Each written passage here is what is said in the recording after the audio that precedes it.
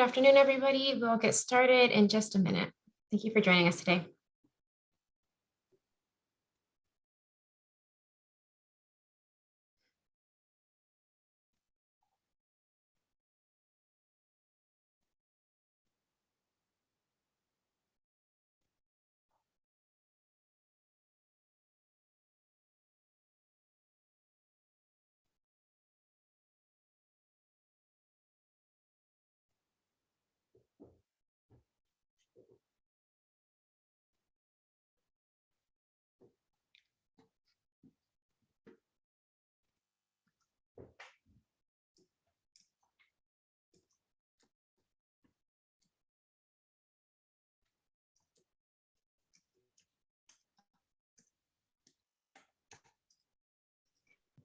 Good afternoon, everybody, and thank you all for joining today's webinar on state approaches to intervenor compensation.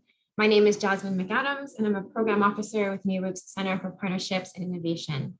Before kicking off today's webinar, I wanted to provide a quick overview of NARUC's Center for Partnerships and Innovation and NARUC for those of you joining us for the first time. NARUC, or the National Association of Regulatory Utility Commissioners, is a nonprofit organization that was founded in 1889. Our members include the state utility regulatory commissioners in all 50 states and territories, as well as commissioners from the Federal Energy Regulatory Commission and the Federal Communications Commission. Our members regulate industries including electricity, natural gas, telecommunications, and water. The Center for Partnerships and Innovation, or CPI, is the grant-funded technical assistance arm of NARUC, and we identify emerging challenges and connect commissions with resources to support their decision-making. CPI works across 4 key topical areas, those being energy infrastructure and technology modernization, electricity system transition, critical infrastructure, cybersecurity and resilience, and other emerging issues. And you can learn more by going on our website at naruc.org/CPI. Now I would like to focus shift our focus back to today's webinar and welcome Chair Rebecca Valk of the Public Service Commission of Wisconsin, who will be moderating today's discussion. Thanks, Jasmine, and thanks for having me. And hello to everybody out there, as I am the chair of the Wisconsin Public Service Commission, and I'm happy to be able to be with you all today as we talk about intervenor compensation, which is a topic that's near and dear to my heart. I think that as our industry continues to go down the path of a transition from, baseload generation and typically fossil fuel based generation to clean sources of energy, that transition has the potential to fully and really carefully, or it can be done and could have many unintended consequences. And I think that the ability for us at commissions to have meaningful participation by different intervenors is going to be really, really critical to the success of this transition that we are facing. So I want to thank NARUC and of course CPI. Since becoming a commissioner back in 2019, I just continue to be extremely impressed with the level of programming that NARUC puts on, and especially through the CPI. And so today's discussion is going to be a really good one. I will not be reading biographies, but I will tell you that we have a great panel assembled, and I'm really looking forward to hearing from Michelle. So we've got Michelle. She's going to be presenting on a white paper that she's recently completed. She's the Senior Director for Power, Renewables, and Utilities with FTI Consulting. We will also be joined by Dr. Mark Toney, who is the Executive Director of the Utility Reform Network. And our panel will be rounded out by Timothy O'Connor, who is the Senior Director and Senior Attorney for Energy Transition Strategy with the Environmental Defense Fund. So without further ado, I'm going to turn the screen and the microphone over to Michelle. Thank you very much for that introduction. I'm going to share my screen here, switch it over. So I'm really happy to be here today. Thanks for having me. As Chairman Valk mentioned, we're just completing our white paper that we've been working on state approaches to intervenor compensation.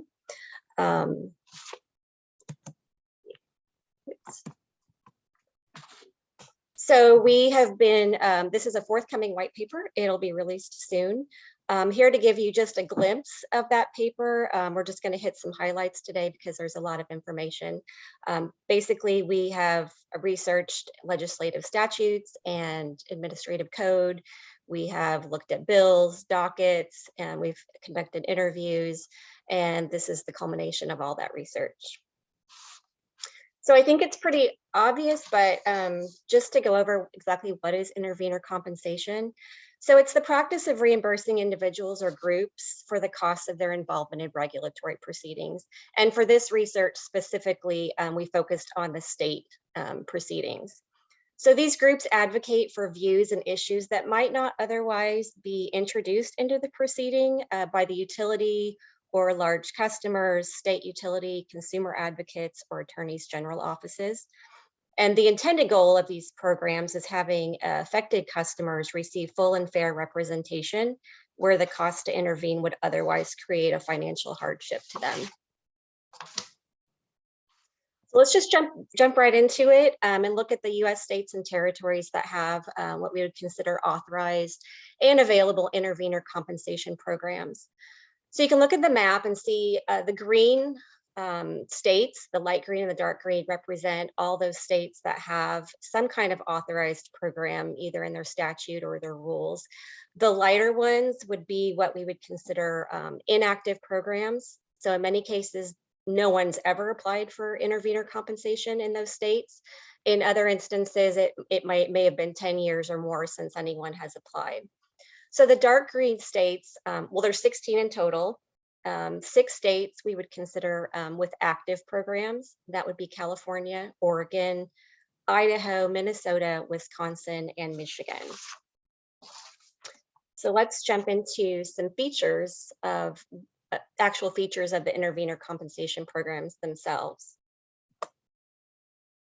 So here's a high level view of the types of proceedings you can actually apply for compensation in and the types of utilities that are involved in those particular proceedings. So in states like California, Maine, New Hampshire, and Wisconsin, there's really no restriction on the types of proceedings that you can apply in, and it can be electric, gas, water, or other utilities. In Idaho, they're restricted to utilities that have intrastate state revenues in excess of $3.5 million. That's really the only restriction there. And in states like Alaska, Kansas, Tennessee, and West Virginia, it's restricted to electric only. And in the cases of Kansas, Tennessee, and West Virginia, it's more specifically related to PURPA issues relating to the Public Utility Regulatory Policies Act. In Illinois and Minnesota, it's restricted to rate cases, and I'll touch on that again when we talked about Minnesota. I've seen some misconception out there that Hawaii has a program. They don't have a general intervenor compensation program. They have just a very specific order that applies specifically to integrated resource plans only. So some other program features, we'd want to know about eligibility, who's eligible to receive funding, what's the cost model, are there any limitations, and who's actually paying for the programs. So eligibility, there's a wide range of language. It's probably too much to go into at this point. Suffice it to say, most of them are going to exclude any utilities that are in direct competition with the utility involved in the proceeding. And then some of the main themes that go throughout all the programs, of course, it needs to be a financial hardship to the intervenor. And there are states that have very specific guidelines and what they have to prepare for showing their financial hardship. Typically, you have to show that you've contributed materially to the decision in the proceeding and that you're representing interests that otherwise wouldn't adequately be represented in the proceeding. So we have 2 main cost models. One I would call a grant or an upfront cost model versus a cost reimbursement. 3 states, Michigan, Oregon, and Wisconsin, have programs that allow for awards in advance. So it's either a grant or it's just an award.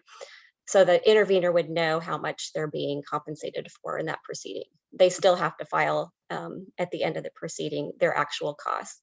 All the other states are based on a cost reimbursement model. So even if they have to apply for eligibility up front, they would file a claim at the end of the proceeding for their actual costs. Most of the programs are based on reasonable expenses. So things like attorney fees, expert witness fees, and other costs. And there are states that limit those reasonable fees to some kind of market-based measure.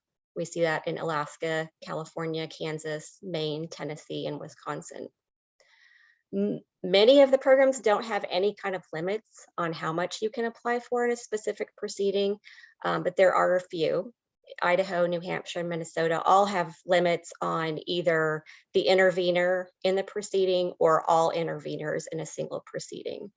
And then of course, the ones that are more grant-based have annual limits, program limits that they have to abide by. So another question that I've heard is, are any of these programs funded by taxpayers? We did not find that any of the programs are being funded by taxpayers in general. So they're all funded by utilities, either in that specific proceeding, or they're being funded, they pay into some kind of fund based on an assessment of their number of customers or some other measure.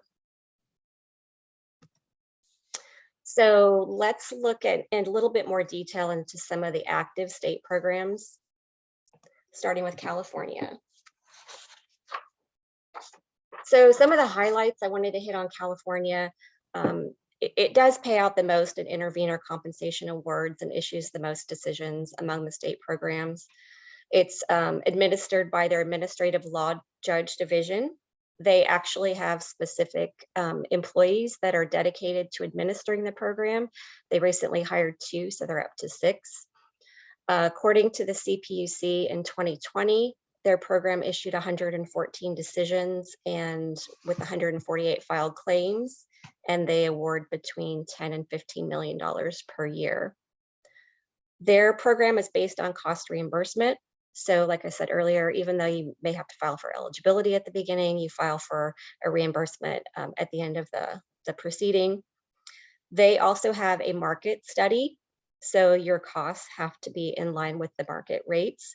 And they had just adopted a new methodology in 2021 that incorporates overhead costs into those hourly rates. There are no cost limits in California's program. They do have a lot of guidance on their website. They have a program guide. They have specific forms that you have to fill out.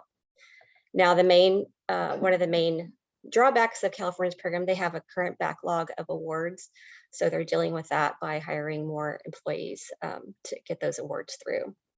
You do have to test, you do have to meet certain tests for financial hardship in California, depending on what type of customer group you are. There's no regular report issued for California's program. There was an audit that was issued in 2013 on the program, but it's not a regular audit. It was a one-time event. So Idaho, the one unique feature of Idaho is that their intervenor compensation is limited in cases where the annual revenues of the utility exceed $3.5 million. It's also a cost reimbursement type program, and they do have a limit on all interveners in a single proceeding. So it can't exceed $40,000. So if you have 4 interveners in that proceeding, then the total award for each of them added up cannot exceed $40,000. And their language actually specifically prohibits interveners in direct competition to the public utility in that proceeding. Now, Michigan's program is unique. There's a couple of unique features. It's the only program that's independent of its state commission. They have a utility consumer participation board. It's made up of 5 members appointed by the governor, and they oversee the Utility Consumer Representation Fund. Now, there's 2 pieces to their program. $1 million of the The program goes to the Attorney General's office, and they advocate on behalf of Michigan utility customers in general. And then there's $750,000, these are current amounts, that goes to the board to actually distribute in awards to these interest groups on behalf of residential commercial customer groups, sorry. There is actually a portion that goes for the administration of the fund, which is unique. It's currently at $37,500, and most of the other programs don't allow any funds for actually administering the program. So the board, as I said, is responsible. They actually grant awards at the board meetings, and that's at the outset of the proceeding. There are some reports that are required by the grantees and also by the board and the AG's office the following year. Idaho, let's see, I'm going backwards, sorry, Minnesota. I included Minnesota here, even though it's not super active. It was more active prior to 2009. And the commission believes that that was possibly, there was some legislation that changed in 2007 that basically reduced it to only rate cases. Prior to that, it was available in more proceedings. This is also a cost reimbursement type model. There's a limit of $50,000 for a single intervener in a proceeding. They do have very specific requirements on financials that someone has to submit in order to prove their hardship in the case. And there's no regular reporting or metrics for the program. Oregon's program is unique as well. It's another grant-based model. There are written agreements that are done between utilities and interveners to provide financial assistance. They have to be approved by the commission. So the commission will determine if an organization is eligible to receive assistance under one of these agreements. The agreements can be between multiple utilities and multiple interveners as well. So the two types of eligibility, an organization can be pre-certified, or it can be case certified on a docket by docket basis. And there's specific criteria to meet for each one of those. There are some changes that were implemented. They're going to be implemented in January 1st of 2022. Just wanted to highlight, there's a funding limit annually of $500,000 that's being implemented. There's also some additional verbiage on the types of consumers that can intervene, including interest of low income residential customers and the interest of residential customers that are members of environmental justice communities. So that's some new language there. And the new language will require a report to be filed on the impact and implementation to these groups. It's due by 2025. Wisconsin highlights of this program, it's divided into two parts. So one part is traditional intervenor compensation in individual proceedings. The second part, they have a legislated grant with the Citizens Utility Board of Wisconsin. And that new funding model in 2021 will give them up to $900,000 for intervening in cases. In this instance, just like Michigan and Oregon, you would submit your applications at the beginning of the proceeding, and you would get an award at the beginning, so you would know how much you're actually going to be awarded. And the annual limit is $542,500. That's for the entire year. I included a couple of new states. They're not active, but they're brand new, and they had some interesting features, Washington being one of them. That was passed in 2021 in July. The Washington Utilities and Transportation Commission recently issued a policy statement trying to clarify some of the pieces of this program. The program is going to require prioritization for funding for organizations representing highly impacted communities and vulnerable populations. They will also allow interim funding for these groups, and they're setting aside 1/3 of the available funding for these specific groups. So that's something new we haven't seen. And it's also implementing a measure for the program's success. And the policy statement right now suggests they'll do that through surveys and feedback. Another program that's brand new is Illinois. It they're setting up a consumer intervenor compensation fund. It was created through their new Climate and Equitable Jobs Act that was just effective in September. It will also use a third-party administrator, which is similar to Michigan. I believe they've already selected that administrator, and it will be funded by utilities based on a formula, how many customers they have. And then it also has specific language addressing residents of community, economic, environmental, or social welfare of Illinois residents. So we're seeing a lot of that new language and revisions to old programs or new programs. I thought it would be interesting just to kind of wrap up. I know I'm up against the clock here. Just to show some other legislation that's either passed or it's pending or it's been defeated. We talked about Illinois had some bills that were outstanding, but those were rolled into that Climate Act that we just discussed. New York has some pending legislation. I'm not sure if it's stalled or if that's still pending. Minnesota, we talked about how they had limited it to rate cases. There was a bill introduced in 2021 that would have increased it to all proceedings. Just some more interesting notes. California in 2017 tried to expand their program to ISO proceedings. Virginia tried to set up a program in 2018 that did not succeed. And then interestingly, Montana had a program. It was repealed way back in 1983. Not sure why that happened. Finally, as part of our research, we conducted interviews with various interveners just to get their feedback under the different programs. And I'm not going to go into those because we have some panelists here with us today that can speak more specifically to those experiences. So I'm going to turn it back over to Chairman Bob. Thanks so much, Michelle. That was really thorough.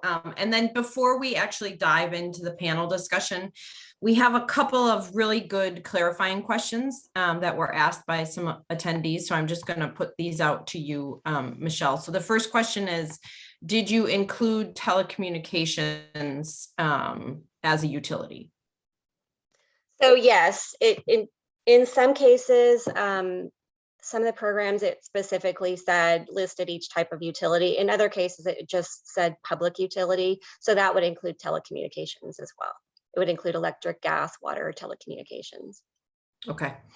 And then the second question is, did you all look at how environmental justice groups view the different approaches in different states? In other words, do the stakeholders think it's working? And I think we'll probably get into that a little bit in the panel discussion, but I do think it's a good clarifying question if that went into your research at all.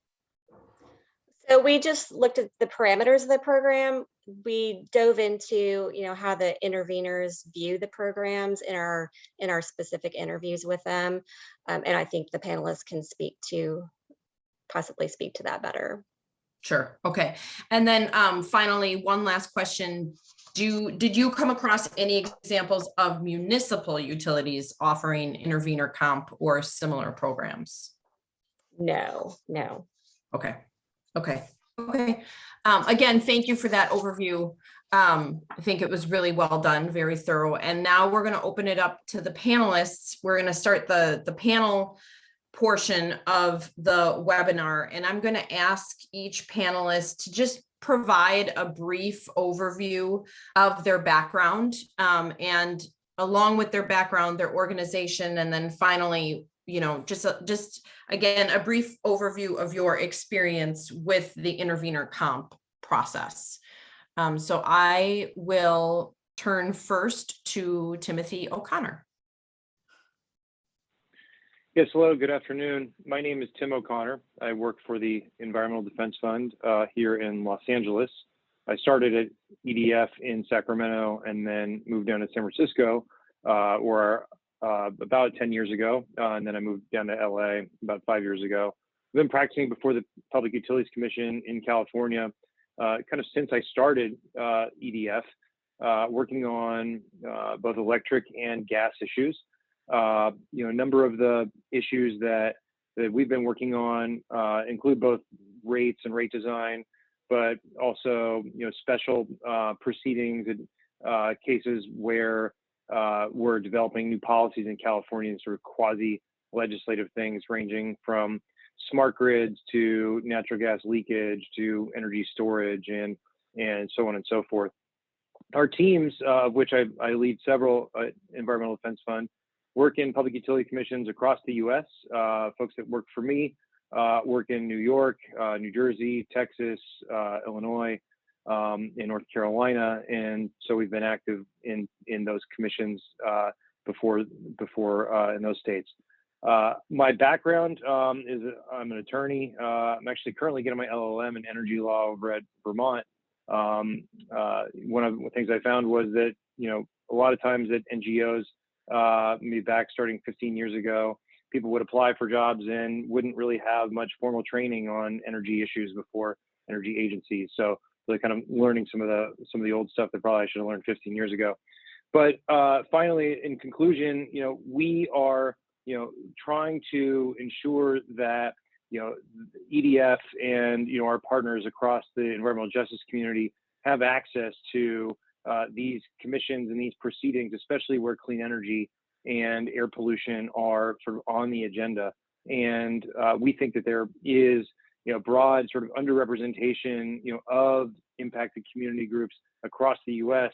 There's states like California and others where there is a large voice and a large body of folks that are participating. But I think as we look across the landscape, we think that there can be a lot higher level participation and voices that can provide sort of that credible frontline community impact, information that can help to make these decisions much stronger. So I'll turn it back to you, Chair Valk. Thanks, Tim. I appreciate that. And I will reiterate your last point. And that is, we've had this intervenor comp program in Wisconsin going back to the 80s, and it's been really successful. But I will tell you that one of my goals is to try and expand the number of groups that take advantage of that intervenor compensation, because I think as an industry, as different groups become more interested in and more educated about energy issues and water for us, at least in Wisconsin too, that it's going to become even more important that they start participating in our proceedings. So we're trying to bring more groups into the fold, in addition to the sort of frequent flyers that we've had over the years. So now I'm going to turn to Dr. Mark Toney. Dr. Toney, if you could give us just a brief overview of your background and your experience, please. Thank you very much. I'm Mark Toney. I serve as Executive Director of TURN, the Utility Reform Network in California for the past 14 years. I am an organizer by trade, a sociologist by discipline, and a troublemaker at heart. Founded in 1973, TURN believes we can and should live in a society where electricity, broadband, and telecommunication services are treated as basic rights for all families. We fight for the most green for the least green. The price of greening the grid should not be cutting off low-income families because they can't pay their monthly bills. TURN intervenes in over 100 California Public Utility Commission proceedings annually, representing customers of electric, gas, and telecom companies. It is only because of the reimbursement of reasonable attorney fees, expert witness fees, and other costs that TURN has been able to sustain a staff of 12 attorneys and 3 analysts and additional staff to organize marginalized communities to speak on their own behalf at public hearings, and for us to provide legislative analysis to policymakers. An effective intervenor compensation system brings diverse voices, new data, deeper analysis, and innovative solutions to the attention of public utility commissioners, which leads to more informed decision-making. Wow, I couldn't have said it better myself. I do have a question for you, Dr. Toney. Does TURN have chapters, or are they active in other states, or is TURN only in California? Believe me, we have our hands full in California, over full. So yes, we of course are members of NASUCA, the National Association of the Consumer Advocates, Utility Consumer Advocates. So we're involved with them. But yes, we are a California-based organization. Okay, so maybe by the end of our seminar today, we can figure out a way to franchise you across the All country. righty, happy to talk about that. Okay, thanks, Dr. Toney. Okay, now Michelle, we'll hear from you again, please. Just a brief organization overview of FTI, and then of course your experience with Intervenor Comp. Sure. So FTI is a worldwide consulting practice. I'm in the corporate finance group, and it's a power and renewables and utilities practice. So we have actually several different things going on at the same time. I'm in a group that focuses on gas utilities, electric utilities, natural gas pipelines.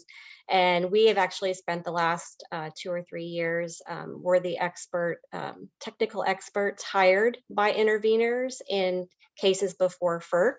So, we're coming at it from that view, as we're actually hired by some of the large customers and customer groups.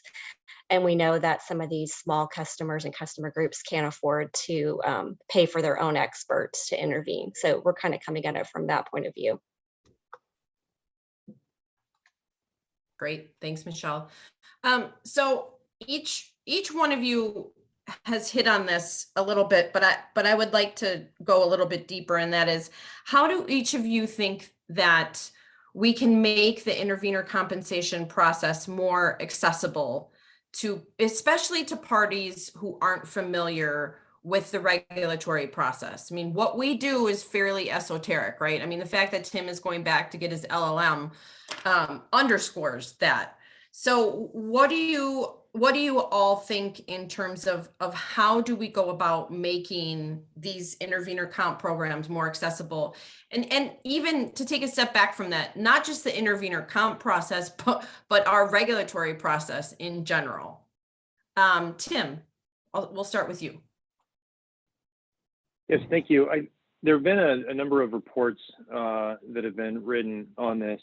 I think that when we look at what FERC is doing right now, trying to set up an Office of Public Participation, there have been some good, filings there as well. One of the, areas that, we are looking at is not just sort of what are the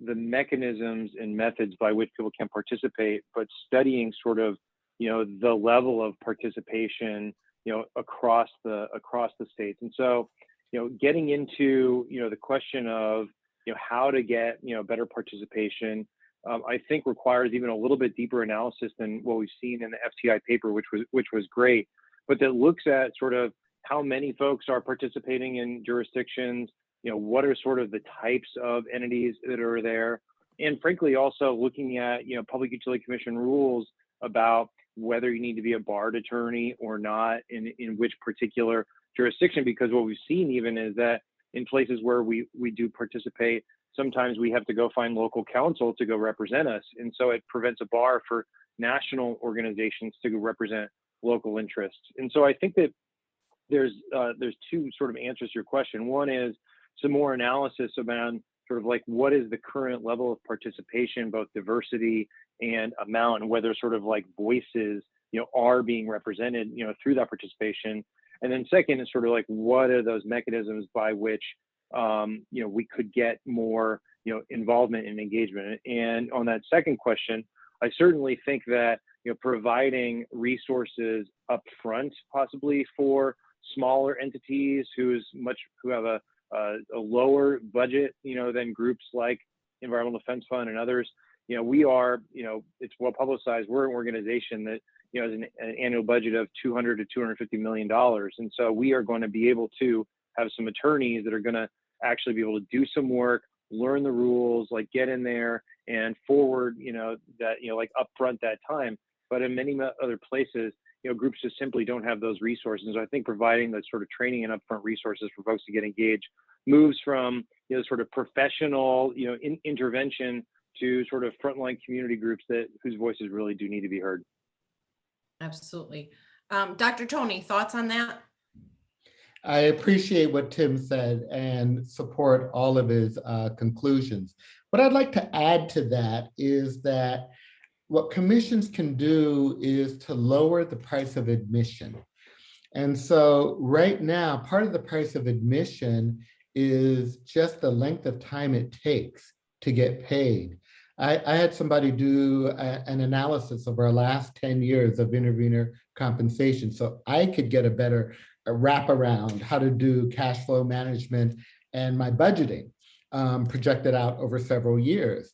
And what they found is from the time that we start a proceeding to the time that the proceeding is finished, we apply, we get paid, it's 30 months is the median.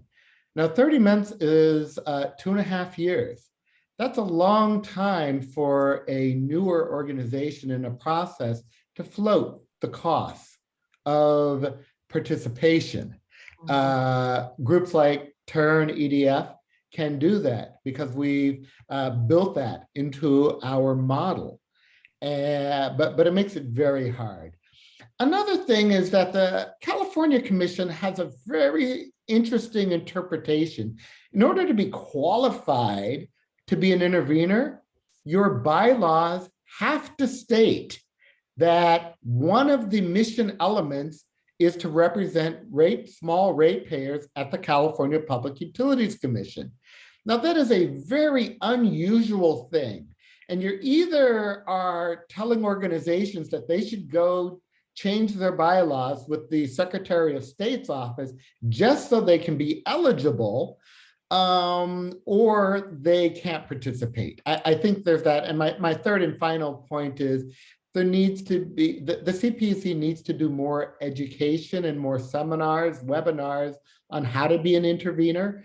TURN does that on the side. We don't get any, but we do it for groups because we want to see more groups involved in the process and more communities who have been left out and aren't represented to represent themselves with their own voices. So that's something else that a commission might be able to do. So, Dr. Toney, do you think it's, and I'm apologize, I had to turn off my video because my bandwidth is low. But do you think that responsibility to sort of organize and to do outreach with traditionally underrepresented communities, you think that lies with the commission? Does it lie with community-based organizations? Is it a combination of those organizations, or in your mind, what's the best way to go about that? Chair Rock, that's a very good question. The commission in California recently opened up a proceeding around the telephone rates for prisons, for people who are incarcerated in prisons, jails, detention centers, etc. And the commission made it clear that they wanted to hear voices of communities who represent families and people who are incarcerated. Well, guess what? There are a lot of organizations that have been working on prison phone justice years for at least 3 decades that I personally know about and know who they are. But the commission said, we want to hear from you, but they didn't know who they were. And they had never participated in the California Public Utilities Commission proceeding before, which has very unique and specific rules to participate to even be a party. TURN was able, through our own convening, through our own organizing department, to convene groups and to help several of the groups go through the process of becoming a party. We were not successful in getting any of them to file for intervenor compensation because of the difficulty of that process, although we did guide them on how they might do it. And when the commission staff wanted to meet with the groups representing the prison phone community, they came to TURN and said, well, would you help us convene a group? Well, of course we said yes.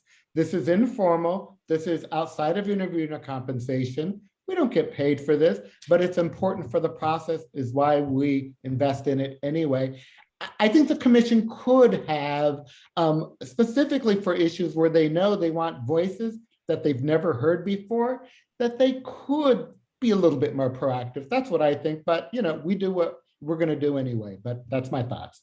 Yeah, I agree with you on that, and I'll turn it to Michelle first, but then I want to come back to that point, and I'll just share an anecdote about trying to be proactive in that space. So Michelle, thoughts? How do we go about making intervener comp more accessible? Well, I found it kind of strange looking at some of the programs. I would reach out to a commission member or a staff member and they weren't even aware there was a program in their state. So, and if you look at a lot of the websites, there's no mention of it anywhere. So I think just starting with, it needs to be more publicized, people even aware that it exists.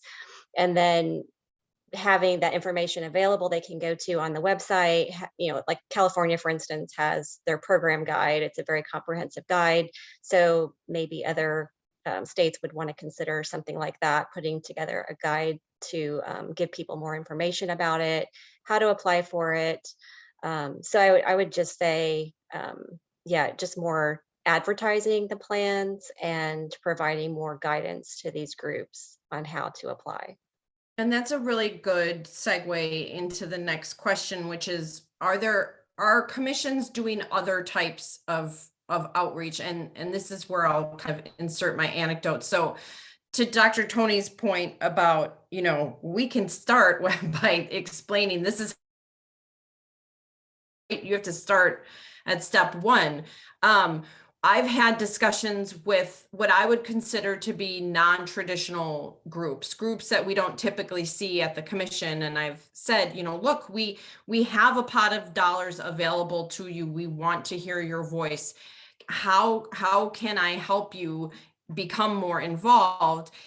And alarmingly, the response that I got was, we don't even know why the PSC proceedings should be important to us, because you, commission, don't do a good job of explaining the types of decisions that are coming out of your Public Utility Commission. And for me, that was extremely eye-opening. And again, I said it at the outset, what we do is very, very technical.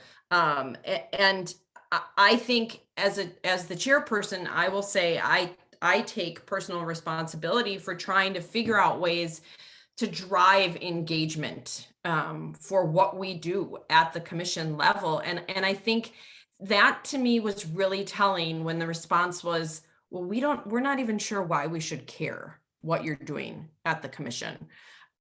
So I'd be interested to hear, from any of you or all three of you, do we need to do something more basic at the commission level in terms of outreach and letting people know that the decisions that come out of utility commissions impact residents every single day? Are we not doing a good enough job? Tim, any thoughts on that? Yeah, two thoughts. One is, I think that when people look at ICOM programs, and whether to sort of enact them or how they're working, there is many times a basic sort of like eyebrow raising moment where they say, wait, you people get paid to go participate. They think that should be sort of a part of like, what organizations do if they sort of like want to affect the decision-making process.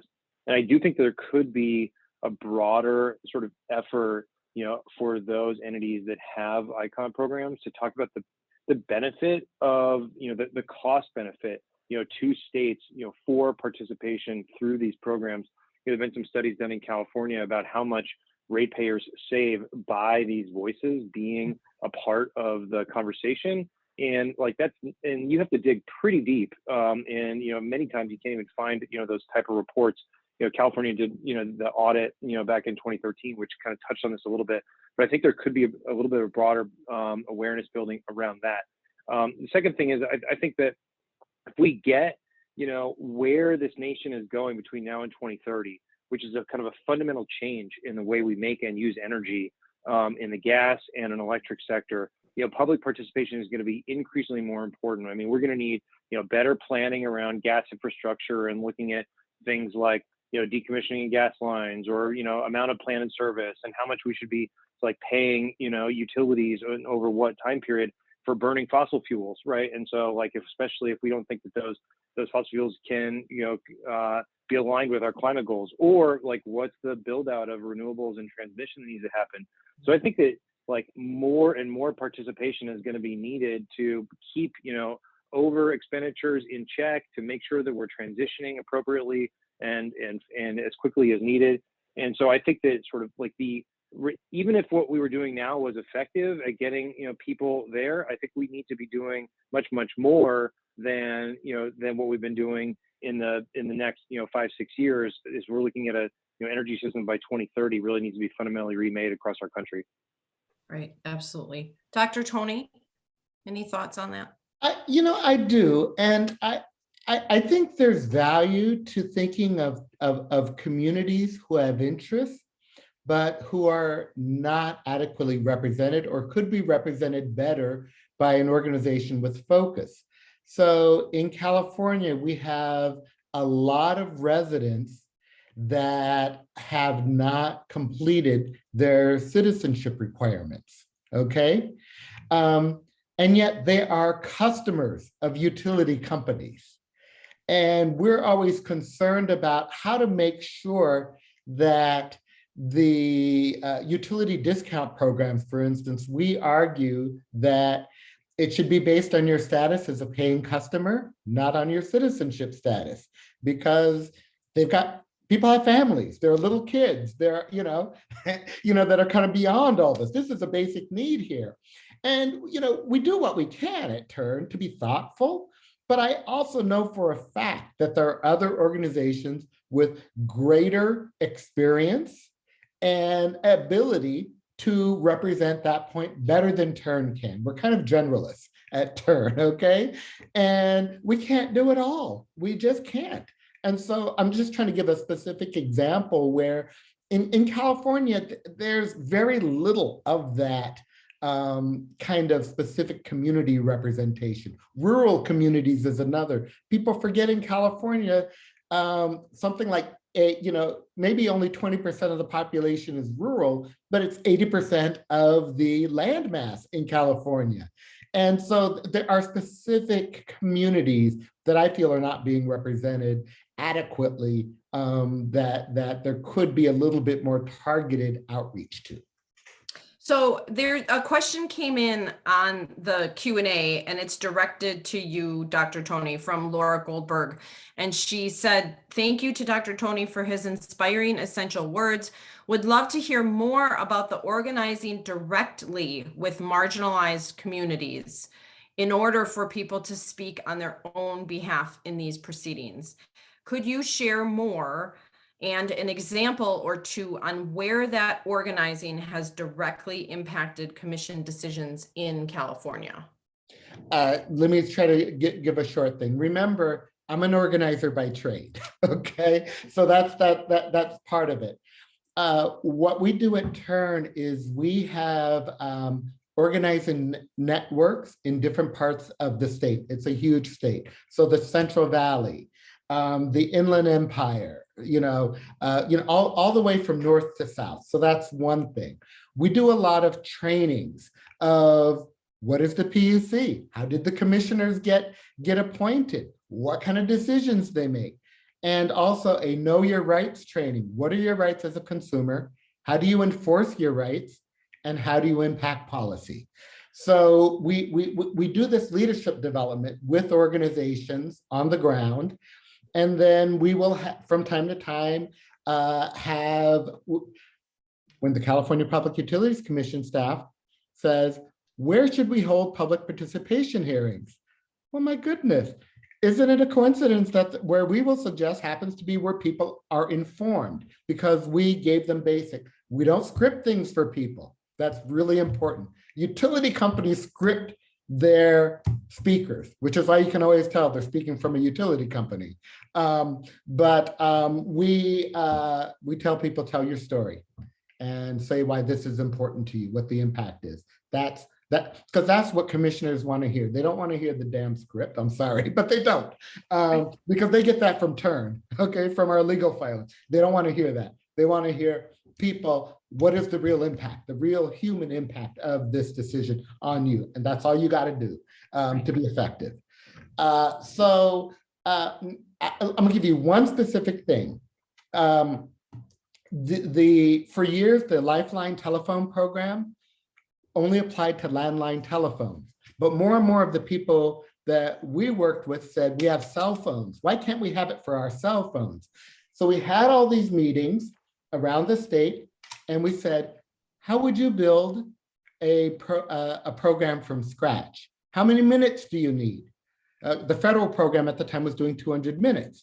And people are like, well, we don't know. We don't know. And then because I'm an organizer, I know how to go through the exercise, small group exercise. What do you use your telephone for? List everything. You know, when you call, do you reach the person or do you have to go through telephone tree? So on and on and on. And the conclusion was, see, the attorneys at Turn would have done research, and they found research saying 700 minutes a month is what the median is nationally. So we should ask for 700 a month. But after our research and talking to people, what people said is our lives are unpredictable. We need unlimited minutes. And then our legal staff said, okay, now we have something to go on and we can justifiably ask for unlimited minutes because we have this data that came from communities. And the commission did adopt something that basically said unlimited minutes for the California program. That's a short example of where the impact of our organizing had an impact on our legal strategy and an impact on the commission decision. Right. That's a great example. Great example. Thank you for sharing that.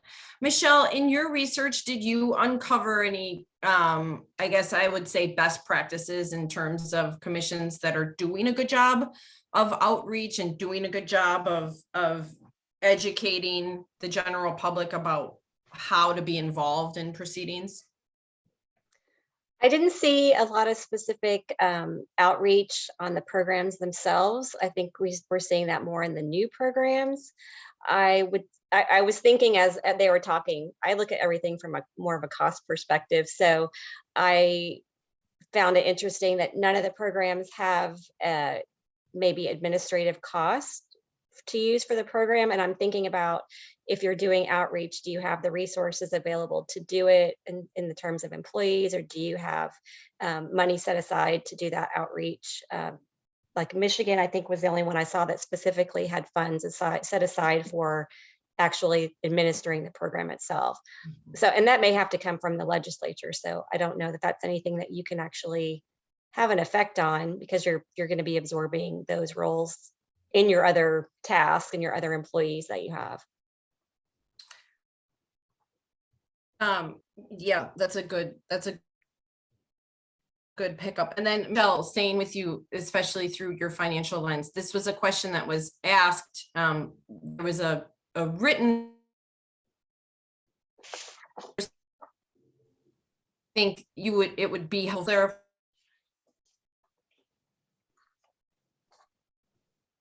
utilities costs recovered from ratepayers. Okay, so that's to me. Please clarify whether utility. Yes. So the costs in the different programs would be recovered from the ratepayers. In most cases, if it's a rate case proceeding, then they could recover it in that particular proceeding. If it's not, then often they'll be able to recover it in the next rate case proceeding. Okay, so for example, and I'm hoping you guys can hear me. I think my audio is a little unstable.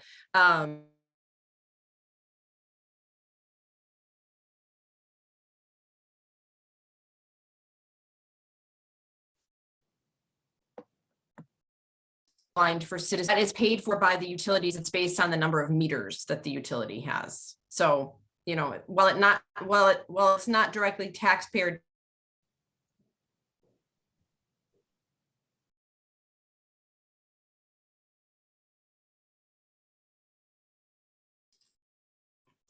Shabab, I think we might be missing your audio. Did you want to type the question to me? Maybe I could, yeah, repeat that to the group.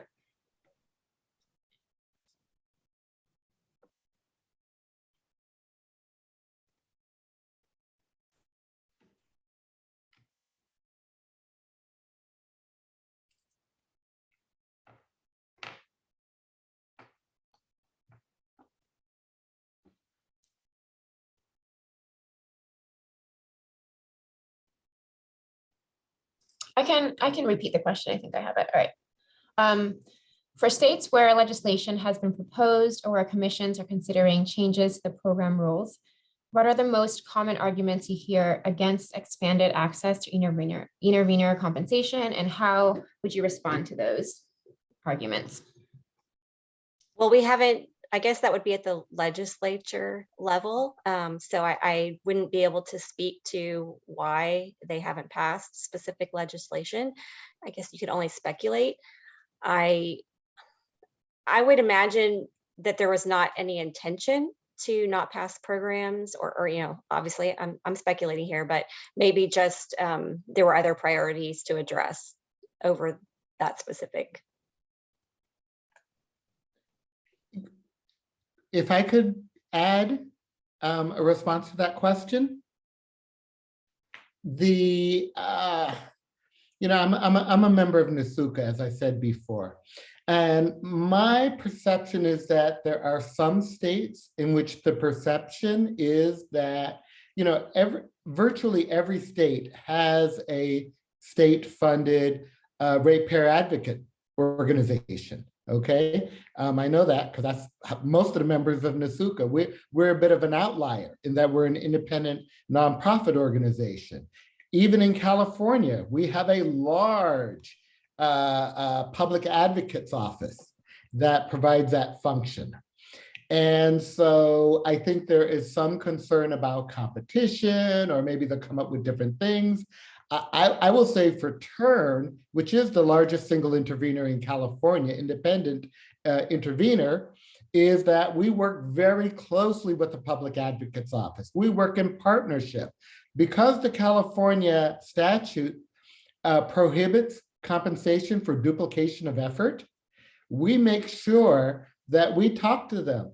What do you think you're covering? Guess what? We won't cover what they're covering, okay? Or they'll say, gosh, we're kind of light on this. Could you cover this turn? And we say, we're happy to. And guess what? We do that with other interveners too on issues. We'll meet among ourselves because we are sensitive to making sure that ratepayer money is well invested. It's better for the program for us to do this.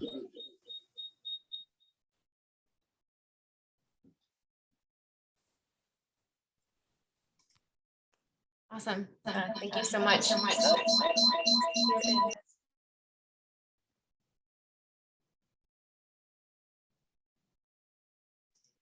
Can you all hear me now?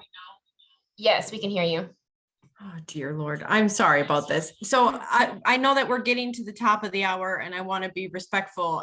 I was trying to make the point about in Wisconsin, the intervenor comp that Michelle outlined that's specific to the Citizens Utility Board is paid for by utilities, and it's based on how many meters they have. So I think that question about who pays for intervenor comp is a really important question. And I was able to hear all of your input on that. So I am going to ask if any of our participants have any questions. And I think, Jasmine, that we did a pretty good job of getting the ones that came in via the Q&A box. Yep, I think we're pretty set. Unless there's any more burning questions, I think we can go ahead and just thank all of our panelists for being here today and for you for moderating. Thank you all so much, and we hope you all have a really great holiday season. We will be posting the recording and the slides from today's webinar on our website, and you can look out for our forthcoming white paper available in January. Thank you. I'm happy to serve as a resource anytime to anyone who wants to contact me. Thank you. Thanks so much, everyone. Thank you, everybody. Thanks for having us.